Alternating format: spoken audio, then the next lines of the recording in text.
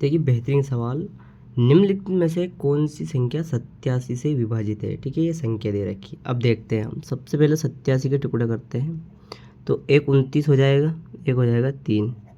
अब आपको 3 का डिविजिबिलिटी रूल याद ही है। ठीक है, 8 और 4 12, यानी कि 8 4 12, 12 में 3 का भाज्य होती है, मतलब ये भी विभाज्य हो जाएगी और ये भी 8 8 8 और 24, यानी ये भी 3 से विभाज्य हो जाएगी। ठीक है, यानी 3 की डिविजिबिलिटी का रूल होता है कि किसी भी संख्या का योग अगर 3 से विभाजित है तो वो संख्या भी 3 से विभाजित है। तो ये दोनों हो जाएगी, ये नहीं होगी तो ये नहीं होगा, ये भी नहीं होगी, ये भी नहीं होगा, क्योंकि एक संख्या मल्टीप्लाई में है तो ये भी नहीं होगी तो ये भी नहीं होगी। अब बचा एक संख्या, तो कोई भी एक संख्या लेते हैं। ठीक है, इन दोनों में से ये हमने ले लिए।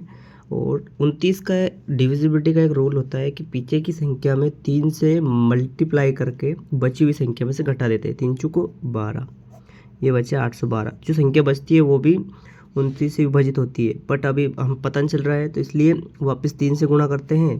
3 दूनी 6। ठीक है, ये कितना आ गया? 87। तो यानी कि अगर ये भी 29 से विभाजित है तो 87 भी 29 से विभाजित है, ये हमने देख लिया है 27 से विभाजित। तो इसलिए इसका आंसर आएगा बी। ठीक है, धन्यवाद। देखते हैं अगला सवाल।